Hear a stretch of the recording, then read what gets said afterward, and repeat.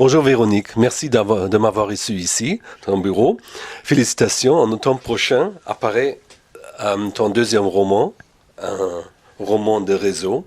Et je voudrais savoir en quelques phrases, quelle histoire votre roman raconte-t-il?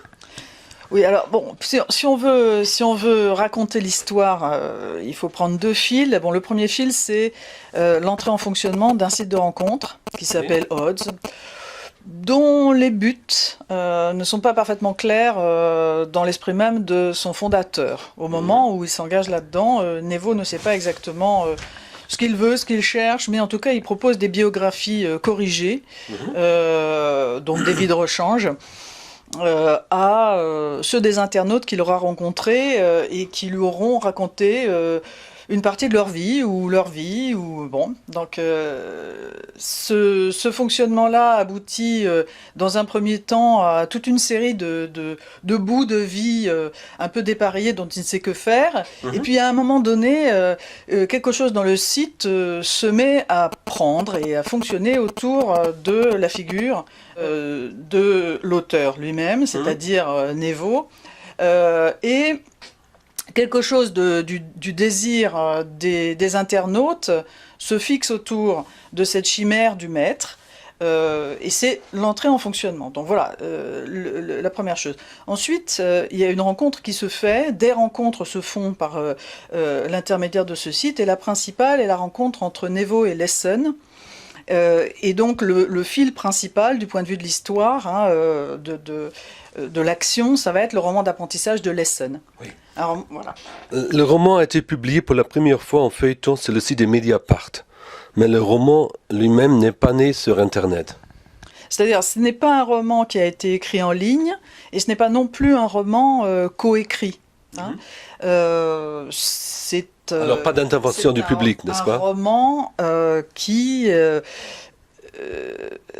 le fait d'un auteur qui croit à la fiction, c'est-à-dire à la nécessité de tout réinventer pour dire quelque chose de la vie. Voilà, donc c'est un fonctionnement fictionnel. Le public est intervenu sous une autre forme, de manière visible, lisible par tous, etc. C'est dans les commentaires qui ont été faits sur Mediapart. Alors donc vous avez... là, il y a eu des réactions, etc. Et ces choses sont lisibles. Là, on n'est plus dans la fiction. Ce sont des échanges qui se sont faits, mais à propos d'un livre déjà écrit. Voilà, et qui relève de la fiction. Et donc vous n'avez pas tenu compte de ces commentaires? Ah non, parce que l'objectif n'était pas de réécrire avec, du tout. Mais c'était des réactions, et sous diverses formes. Alors parfois, ça a été un poète qui réagissait à sa manière très particulière. Parfois, c'est un peintre de ma connaissance qui réagissait avec des images, et on en reparlera. Parfois, c'était des commentaires très littéraires. Parfois, certains ont écrit des bouts de fiction en rapport avec ce qu'ils avaient lu. Voilà. Vous parlez d'Internet, mais vous évoquez au moins implicitement un bon nombre de sujets très précis. Par exemple, le temps. Quel rôle joue-t-il dans le roman? Alors, le temps, bon, c'est moins l'objet d'une réflexion qu'une sorte de hantise des personnages. Il y a au moins deux personnages qui sont obsédés par le temps. Un qui est un internaute qui s'appelle Achille, parce que c'est une figure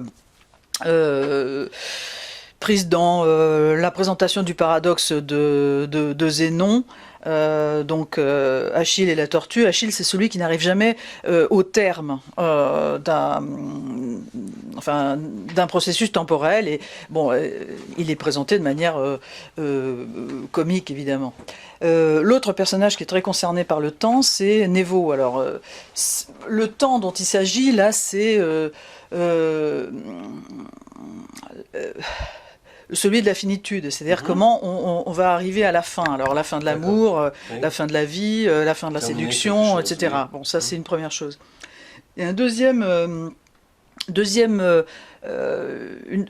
approche du temps, c'est autour du temps des rencontres. Et là, c'est quelque chose de beaucoup plus compliqué à expliquer, du moins d'une façon abstraite, mais par contre, c'est mis en scène dans les rencontres principales qui ont lieu dans cette fiction.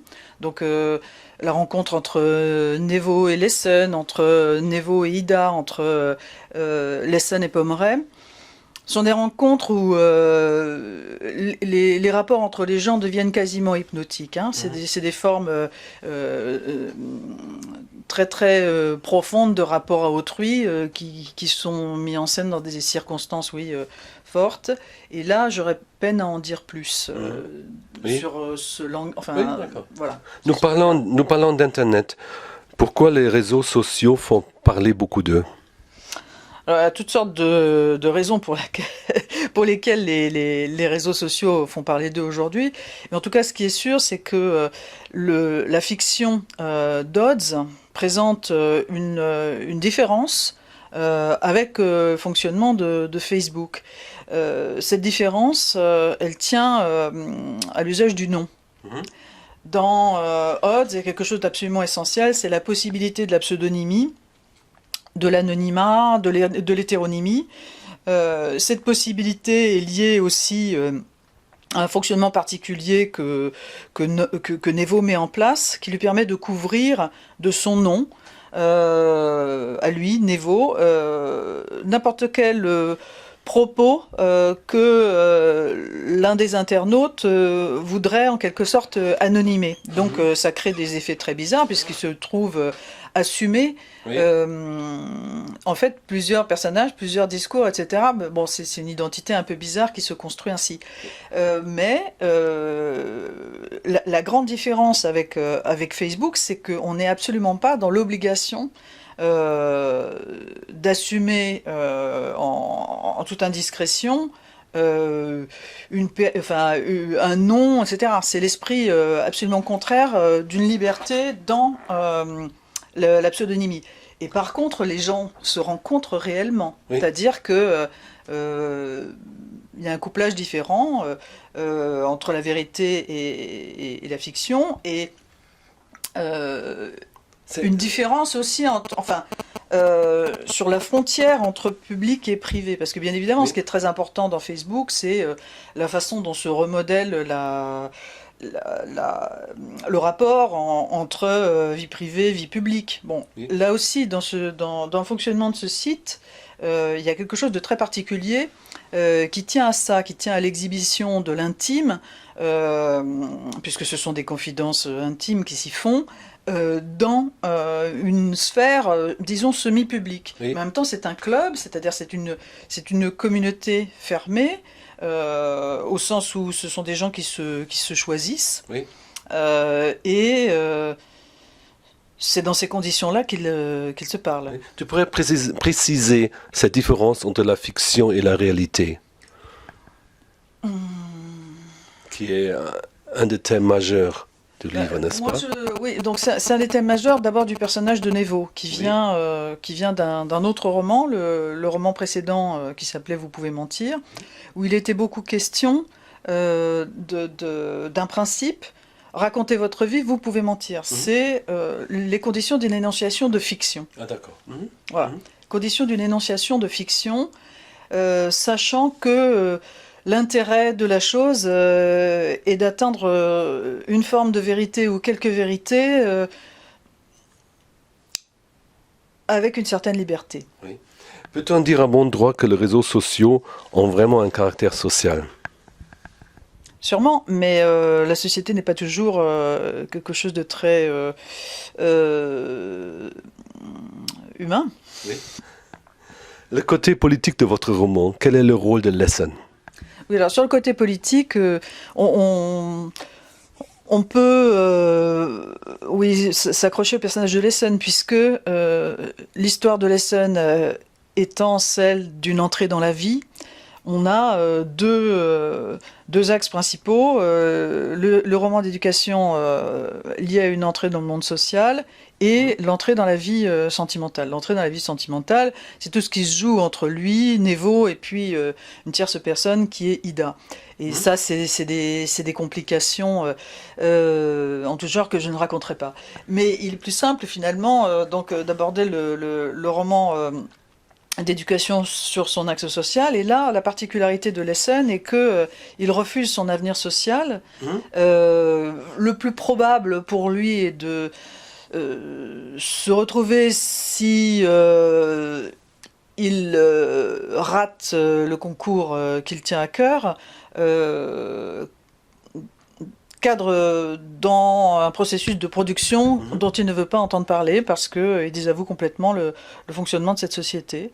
Voilà. Alors, bon, la façon dont se pose le problème pour lui est peut-être liée aussi précisément en termes d'école à ce qui se passait il y a 10 ans, puisque l'action de ce roman se déroule autour de l'an 2000. Hein, donc, bon. Tu construis des rapports difficiles entre les personnages. Laisse-t-il s'entraîner par Internet? Alors, je ne crois pas que ça soit parce que les personnages se laissent entraîner par Internet qu'ils ont des rapports difficiles. Simplement, d'abord, la communication par Internet et dans les conditions particulières de ce site qui joue avec l'imaginaire est peut-être plus intense, plus violente parfois. Les choses s'accélèrent et peut-être, oui, se disent de manière plus profonde et donc parfois plus dure. Nous avons déjà parlé un peu de personnages, nous en revenons tout de suite, mais je voudrais d'abord parler du point de vue. Qui raconte quoi? Alors, le point de vue, oui, et une chose, ça c'est une question importante parce que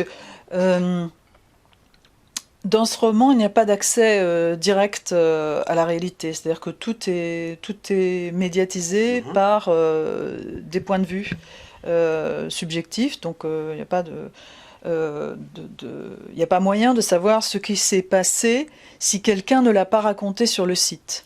Donc d'une façon ou d'une autre, ce qui apparaît dans ce roman résultera soit de citations directes de messages que les internautes auront envoyés, soit de reprises synthétiques de l'action telle qu'on la comprend quand on consulte les archives du site. On se dit, voilà, bon, un tel a écrit ça, donc il s'est passé ça. Et alors là, on peut raconter l'histoire de cette façon, mais en réalité, seulement à partir de ce qui s'est dit sur le site. Donc s'il y a des gens qui ne veulent pas parler d'eux, de certains points de vue, on n'en saura rien. Oui. Tu pourrais nous présenter encore Zénon?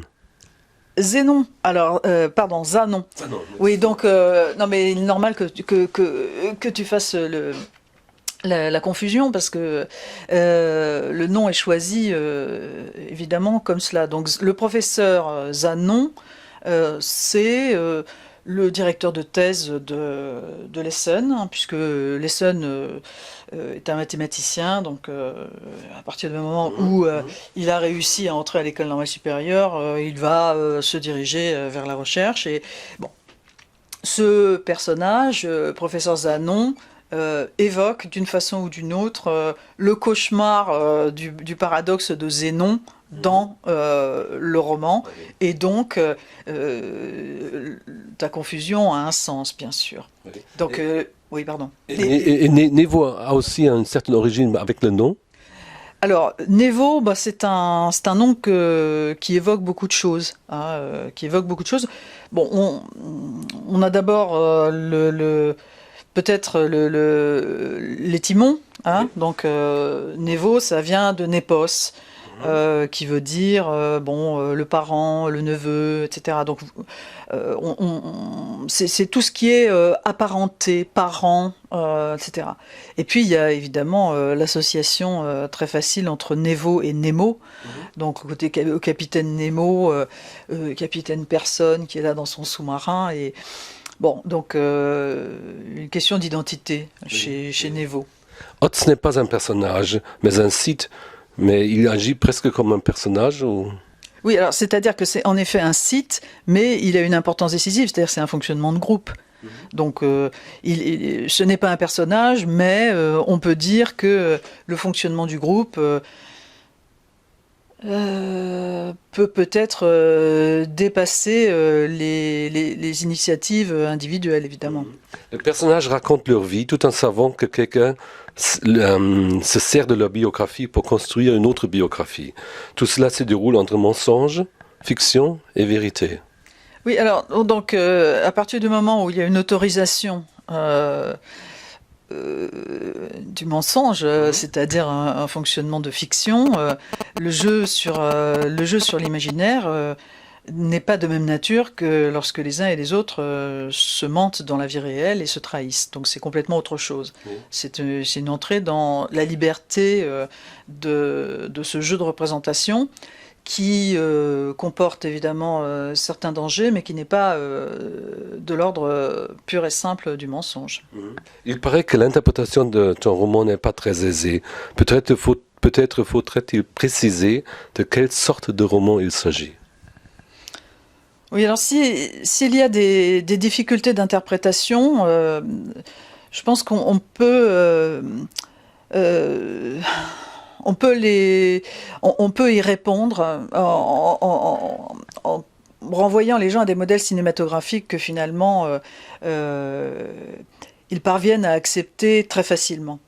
Alors là, je pense à la complication apparente d'un film comme Mulholland Drive de David Lynch. Si on voit un petit peu l'histoire du cinéma, on s'aperçoit que dans les années 30-40, le spectateur de cinéma ne comprenait pas grand-chose et que pour introduire un simple flashback, il fallait mettre des codes cinématographiques extrêmement explicites, extrêmement lourds, que ce soit dans les films de Carnet ou même un peu plus tard. Et en réalité, tout ça a été assimilé par les spectateurs assez rapidement et personne aujourd'hui ne se dit que ces films sont incompréhensibles.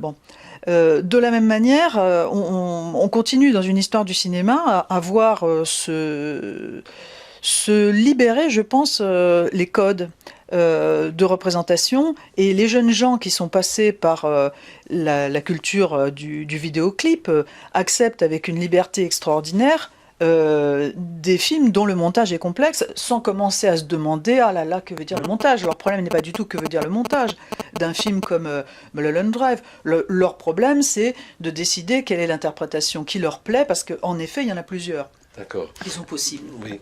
Quel est ton message ou qu'est-ce que tu souhaites apprendre à tes lecteurs?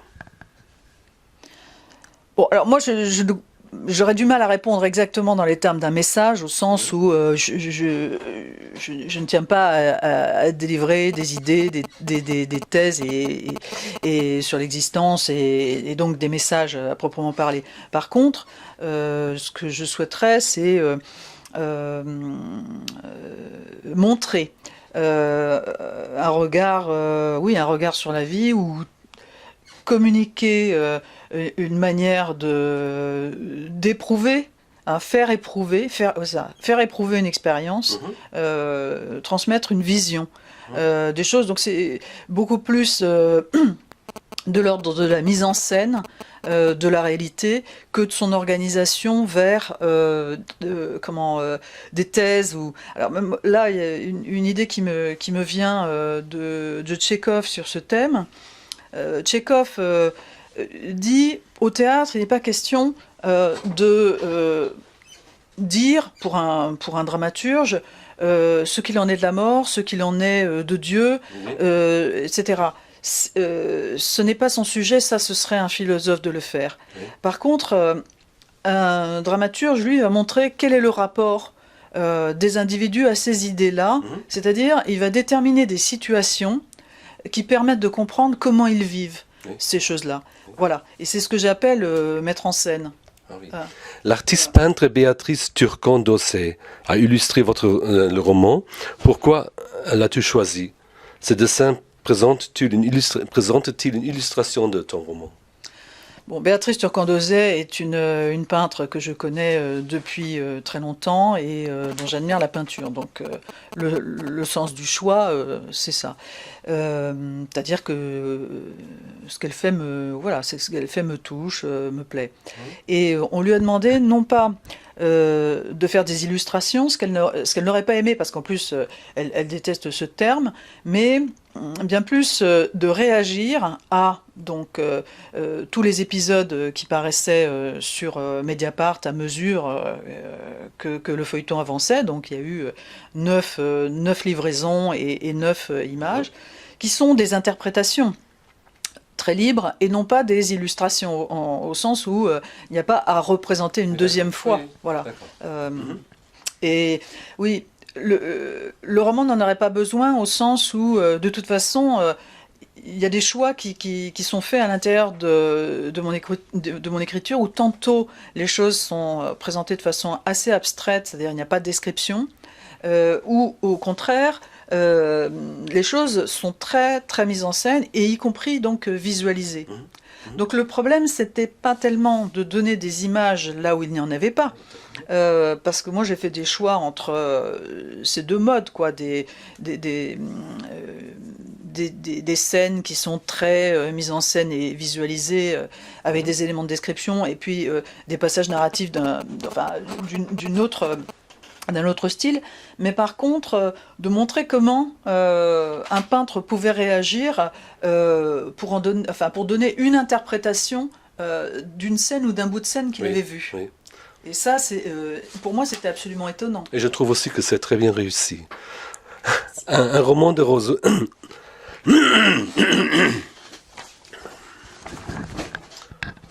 On coupe. Un roman de Rose... Un roman du réseau. Un roman du réseau n'est pas ton premier roman. Tu écris déjà le prochain roman? Oui, c'est en cours. Bon, donc il y avait un premier roman dont j'ai dit tout à l'heure qu'il avait en commun un personnage. Bon, et puis il y en aura un troisième. Et c'est une trilogie que pour l'instant j'appellerais machine à récit sans plus, parce que bon, c'est encore relativement indéterminé, mais parce que il y a dans tous les cas une machine à récit. C'est-à-dire que la procédure d'écriture est liée à un dispositif extrêmement particulier qui ouvre